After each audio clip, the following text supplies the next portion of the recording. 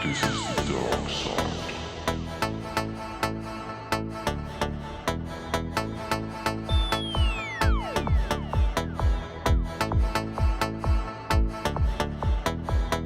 It's KEVTALK.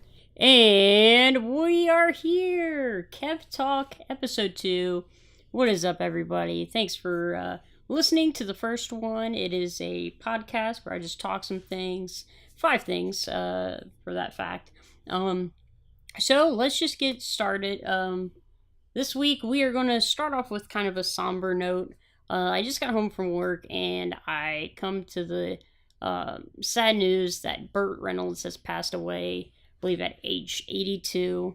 It's pretty sad stuff because he's a really, he's an actor where I connected with my father over a little bit. My dad passed away a few years ago to cancer. And one of the things that we did was we would always watch Smokey and the Bandit whenever it was on. So we connected over Smokey and the Bandit 1, 2, and 3, even though he wasn't in 3. But still, it's Burt Reynolds will always be a link that I had with my father. So it kind of a semblance there with my dad and everything. And plus what Smokey and the Bandit was such a great piece. I really never watched all his movies, but Smokey and the Bandit, that was a very, very good movie that I really enjoyed. Next one was Cannonball Run, which he was super funny in, with Dom DeLuise, and had Roger Moore in it, who also passed away, I believe, last year. Or was it this year? I don't know. We're losing a lot of people here lately. But yeah, Cannonball Run was super, super funny. Really showed Burt Reynolds it could portray, the comedic timing and comedic prowess. And really, he was a full-fledged actor. And it really showed in that movie. Smoking the Bandit was funny, but there was a lot more serious moments that he played with Sally Fields in that movie too. But yeah, great actor. And he was also in one of my guilty pleasure movies, Driven. He played the coach to the main driver kid, which again, he played a kind of a-hole boss, but he did it well. So it's kind of sad to hear that news. Well wishes to his family. Unfortunately, this stuff happens in life, and always remember him as Smokey. So, all right, moving on to the next topic, which is NFL. NFL starts tonight, I believe. I'm recording this on Thursday night.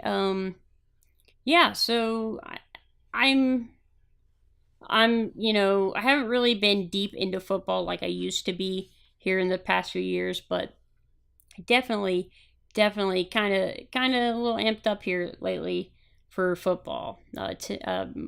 Sunday is when I'm really, really excited because it is the Indianapolis Colts playing against the Cincinnati Bengals.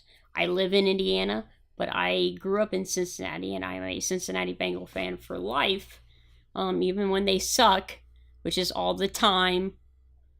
But I'm super excited to watch this match. I think the return of Andrew Luck is going to be really interesting to watch because he's been out of the game for 2 years now. And even when he was starting, he was a quarterback that you watched just because he could read a defense, and just he was really good. And unfortunately, that line kind of let him down there. But yeah, definitely like Andrew Luck. I like how Cincinnati still has their awesome D-line. Now, that has never been a problem for them. They've always been able to just have 4 guys as their main rush towards the quarterback, and they've always done well with that. It's their linebacking core and their secondary that has always been an issue. And I just wish they'd get rid of Pac-Man Jones. He's done well with punt returning and everything, but him fighting the guy at an airport. It's just I can't take it anymore. He costs us way too many penalties. I say us like I play. He cost the Bengals way too many penalties for like wanting to fight someone, and at this point he's more of a hurt than a help. And and the other corners, they're not good at covering. Last year I saw so many blown coverages, and I couldn't tell you. I think they still have George Iloka as a safety, which he's average at best. Yeah, I can't even tell you a corner's name, except for the one kid that they took out of the draft a few years ago. I don't know. He's garbage. He played second to Pac-Man. Linebacking core used to be great. Now it's average at best. I like the pickup of Preston Brown. Preston Brown, I actually went to school with him at Pleasant Run Middle School. So yeah, that's fun. It's nice to see people that I was never his friend or anything. I don't want to put that out there, but someone that went to the same school with me, same grade. It's really cool that they get a big break, and you know what? This guy is now playing his dream for the Cincinnati Bengals as a linebacker. So it's going to be cool to see, him represent for his hometown, And he also went to Northwest High School, which is where my brother went, and I never went because we moved to Indiana right before I went to high school. But I did take a tour of Northwest High School, where we took a big group tour as the 8th graders, and we sat in a library, and they talked about how high school and blah blah blah, and then I guess the counselor was like, okay, is there any more questions? And I raised my hand up, and now I, of course, being a comedic guy that I am, thought this was a perfect opportunity to put shame on all my teachers and show them how inappropriate I can be. And I raised my hand and I asked, are there any picture books in this library? Oh, the look that guidance counselor had, and the look I got from the teachers, and everyone was laughing, but man, I remember the teachers, when we got back on the bus to go back to the middle school, they were not happy with that. So good times there. But yeah, I mean, Colts vs. Bengals. I really hope Bengals win. I hope it's a winning season for the Bengals. I really think that they got offensive weapons. John Ross, super speedy guy. AJ Green is always a monster. I thought last year Andy Dalton had some really good throws. He keeps on progressing, which is what I like. A few years ago he was on pace to be like top 3 quarterback. And then he got hurt, and then they had to throw in AJ McCarron, which he's good, but playing in the playoffs was not a good fit for him. I think if Andy Dalton would have stayed healthy, I think we could have won that first playoff game, which I think would have changed the culture for the Bengals, but here we are now, still haven't won a playoff game. So, yeah, super excited. Can't talk much about the Colts. I don't really follow them, except for Andrew Luck. I don't even think they have Frank Gore anymore. T.Y. Hilton, does he still play for them? Maybe? No, I know they have an atrocious O-line. That's all I know. But definitely would be interesting. And I hope, my strap boys pull out a victory. And also the color rush uniforms. I hope Mike Brown spends some money to get the orange helmets to white for the White Tiger color rush uniforms, because if they did, the White Tigers would be amazing, because I think the orange helmet with the white jerseys is ridiculous, but I love the White Tiger jersey. So please, please, please, White Tiger jersey with a White Tiger helmet. It would make my dream come true. All right, number 3 issue for today is, it's going to be same vein as football. It's this whole Nike and Kaepernick thing. Here's the thing. I'm I'm all for justice and, talking about how people are being racist and putting a spotlight onto it. But I think everything about this issue has been misconstrued, and it's been dumbly put out there. Uh, Colin Kaepernick should have, when he was caught kneeling a couple of years ago, he should have told the cameras right there, "Hey, this is not out of disrespect for the flag. It's because there's these black people that are getting shot, with no justice being served to the people that are doing the, and it needs to stop." No, he stands quiet. He never addresses what the intentions were. So then when everybody starts kneeling, then all these people that are like, "Oh, well, you're disrespecting the Americans by kneeling for the American flag." That's not, he specifically said, "No, this is just a way of putting it out there." And you know what? That's fine. But again, I don't think you should be doing that at your workplace. If I go into Hobby Lobby and I, tell them, "Hey, these googly eyes, I don't stand for them, because they're plastic." They're gonna be like, "Dude, sell those googly eyes or you're fired." Like, it's just, that's how jobs work. You don't avidly protest while you're working. So, I mean, there's that aspect of it. I totally think Kaepernick's right. I do think there does need to be something, but you need to go out on different platforms and let your voice be heard. Because what's happened now is it's just caused a bigger divide on the people that weren't even involved in it. You know what I mean? Like, everybody's on Facebook like, "Well, if I see someone kneeling, I'm quitting the NFL." Or like with Nike, how they're backing Kaepernick, and now everybody is like, "Well, I'm never going to buy Nike." People are burning Nike jerseys, and I think I saw a dude like say he was going to buy 1,000,000 shoes or something. I don't know, and then throw them in a dumpster. It's all just stupidity, because I don't think Kaepernick worked in the proper channels for the message he's trying to send. I think he should be definitely going out to schools, to places, to even political events, to help spread the word of what he's trying to say. But instead, he did it in a very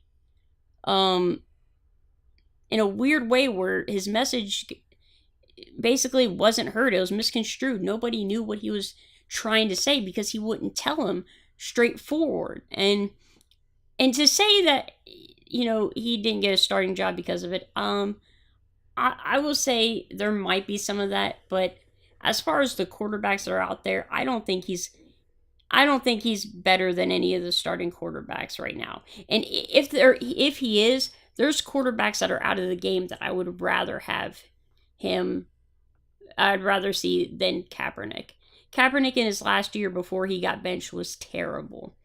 I think Tim Tebow, honestly, even though he's not a very strong quarterback, can't throw in the pocket or anything, I think he is a better quarterback per se than Kaepernick, because at least Tim Tebow was a leader. He could make plays. That last year with Kaepernick was just hard to watch. And as someone that, when Kaepernick burst into the scene, I was like, "Oh man, we could have got him instead of Andy Dalton." I was one of those people. I was pretty excited. But then when I saw after his Super Bowl season, he really, he went off of a cliff as far as skill and talent. But I mean, those are just my takes. What are they? I do think there's problems in the justice community. Kaepernick's platform is right. I don't think he did it in the proper way that he should have, which is causing a lot of tension with Nike and the fans of the NFL per se. A lot of people not watching the NFL in protest of this. Now, I'm one of those people that, at this point, I know the message. I really don't care for a hour pregame of listening to how people are kneeling now, and when camera cuts away, oh, look who's kneeling this time. Kind of takes away from football, which is what I'm there to watch. If you want to say, hey, Kaepernick's got a post-game press conference where he's going to talk about all this stuff, that's fine. But while I'm watching football, I want to stay with football. I don't think football is a proper place to bring that kind of subject matter to. You know, football is a time for families to get together, to watch, to have fun. But now we've turned this into something that's filled with hate, and you're either right or you're wrong, and it's kind of tainted the game a little bit. I'm not gonna lie, but like I said, that's my takes on it. And we'll see what happens. You never know. All right, number 4. So, a few months back, I went to shoe carnival, and I decided to buy myself some shoes. I bought myself a nice pair of red Nikes and some work shoes, which are work Skechers. They're like these semi-casual business type of shoe. And they asked for an email so I can sign up for rewards or whatever, and I'm like, yeah, sure. Also, I hate when a place always asks for rewards stuff, because it's always terrible and it's never worth your time. Like, I have Speedy Rewards. I've never logged on to my speedway.com or whatever it is to figure out what I got. I've never... And I went to FYE the other day, and I went to buy some Funko Pops, and the guy was a real jerk off, because he's like, hey, you want to be a member of the FYE club? And I know that you have to pay for it because I've already been looped into the system once before, but then I quit. And I'm like, no thanks. He's like, well, can I ask why? And it's like, well, I just really don't want to get into it. He's like, oh, I never heard someone say that. I'm like, well, look, it's because I got it, someone roped me into it, and then when I tried to call, it was some Indian guy that I couldn't understand, so I ended up paying an extra month for it when I didn't want it, because I couldn't talk to someone. He's like, oh, it's easy now, you just can do it online, and if you want to quit, quit. And then I'm thinking, why would I get it if I just want to quit it? It doesn't make any sense. And I said, well, I like to cancel things over the phone. I like to talk to someone. That way I know something's happening. He's like, oh, you're the first person I ever met that said they wanted to talk to someone. And it's like, really, you're going to be a douche about this? Or just give me my shit and leave me alone. So that's why I hate rewards programs and stuff like that. Just, if you're going to sell it for cheaper, sell it for goddamn cheaper. Pisses me off. So yeah. Definitely ridiculous. But anyway, so after I bought these shoes, literally 2 days later, I get an email from Shoe Carnival. Hey, you need to get some new shoes. It's like, fuck, I just literally haven't even wore them. Like, I bought them, and then I still wore my other shoes, and then I spent the next day just in my apartment, not doing anything. And you know what? No, we're just gonna fucking... No, need more shoes! Shoes! Oh, you didn't wear those for one day? Oh, shoes. Oh, here's a coupon for shoes. You need shoes? And it's like, shut up. Literally, I get an email once a week for me to buy shoes from Shoe Carnival. And probably not going to shop there for a while now because of it. So, Shoe Carnival, you lost out for being over needy. So, if there's any sort of silver lining to really get from that, it's don't be over needy, because that's annoying. Alright, and the last topic of the day is going to be, I'm going to go through and talk about redoing the Star Wars prequels. And I love the Star Wars prequels. I grew up on them. I really nerdy story about me is on the Attack of the Clones Blu-ray. I would replay the Attack of the Clones Anakin character trailer, and it was like a 30-second spot, but it had the best music, and I would practice lightsaber moves in my living room. So that's really nerdy, and I did that though. So did that. But anyway, I love the prequels. I know a lot of it sucks. I know. I can tell that for myself. But still, I still love the prequels. That being said, I have a different approach to it, and so bear with me. I want to do episodes 1 through 3. Kind of overall basis storyline and all that. Okay, so I think parts of episode 1 are good. Problem is, I don't think you should start with Kid Anakin. I think you should start off with Anakin, how old he is in Attack of the Clones. You start off with him. You still have the Qui-Gon Obi-Wan mentorship there. Then, you can still have it to where Qui-Gon finds him on Tatooine. You can still have that process, and then still have the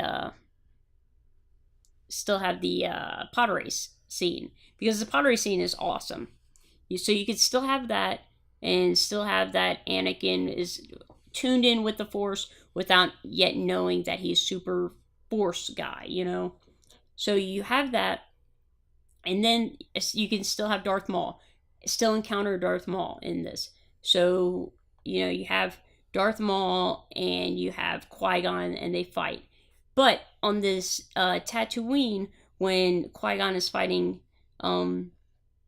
Darth Maul actually kills Qui-Gon.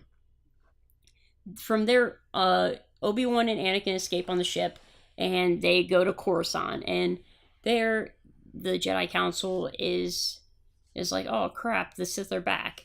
And so Anakin and Obi-Wan have to team up to find Darth Maul. There's not going to be so like the boring Trade Federation politics on this.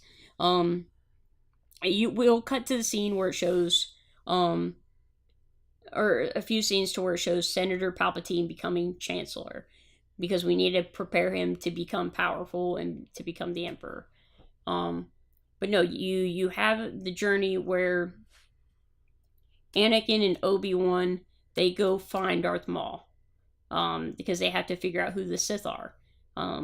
So where do they go? They go to Naboo, because they just realized that, hey, probably going after the Queen, because some sort of trade dispute with the Trade Federation. The Sith are working with them. So they know that. So they have to go to Naboo.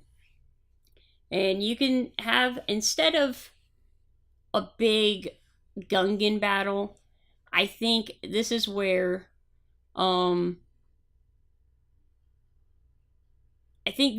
implement the beginning of the clones. Like oh, the clones are there to protect everybody, and it was something that Palpatine created. It doesn't have to be a Jedi Master Sifo-Dyas. No, it could just be Palpatine created the clone army.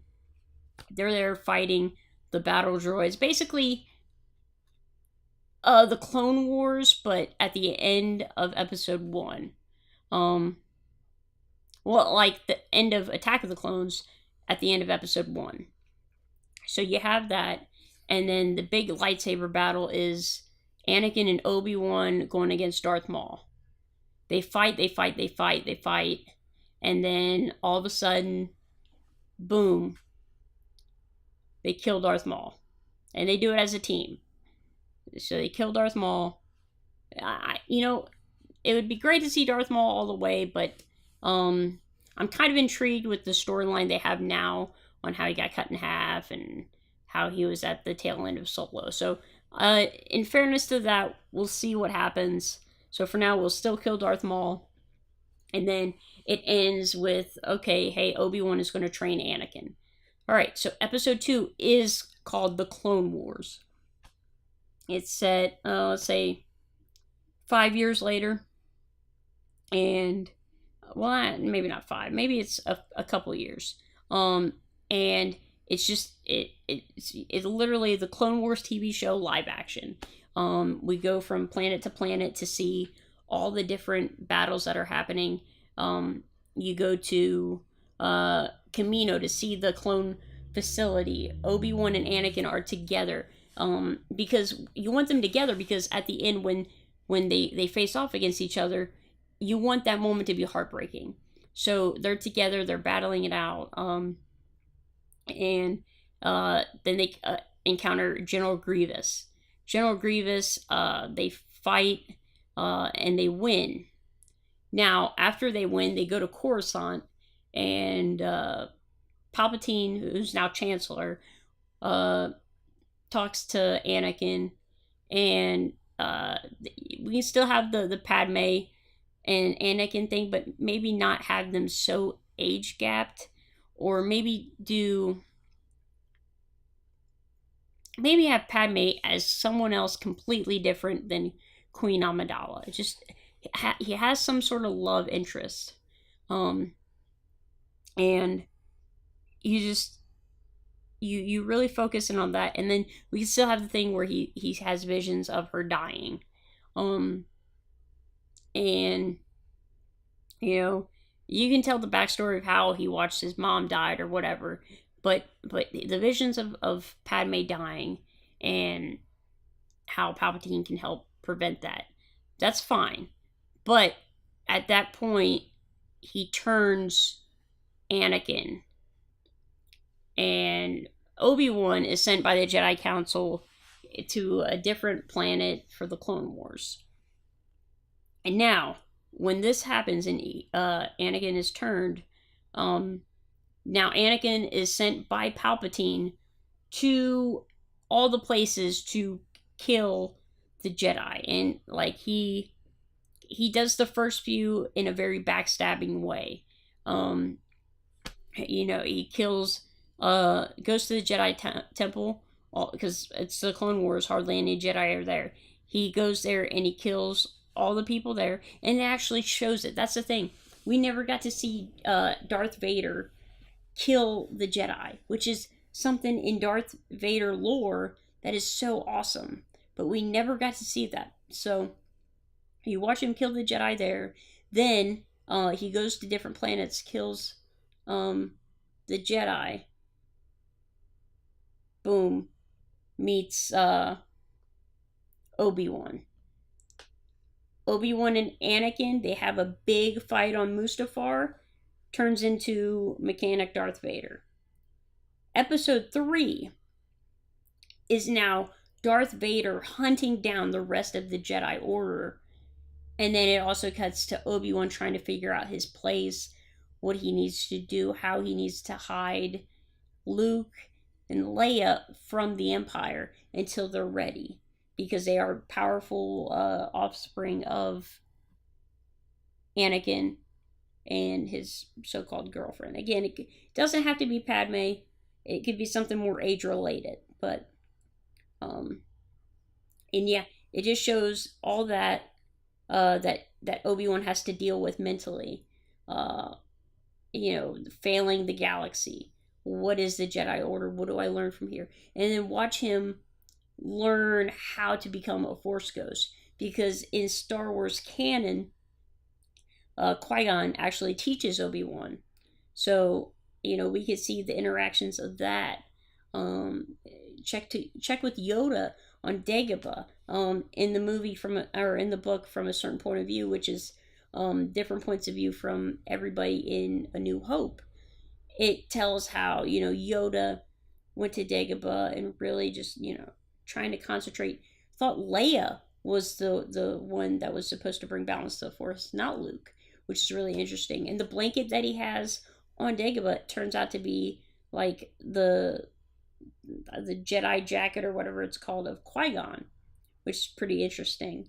But yeah, definitely have that. And we get to see the power of Darth Vader, and we get to see him. I think it'd be really cool to see him struggle between the dark side and the light, because in the end we know he goes to the light, but we know that there's still man in that machine. And you can really tell how warped his mind is, and how his relationship with Palpatine is, how Palpatine is just using him to control the galaxy.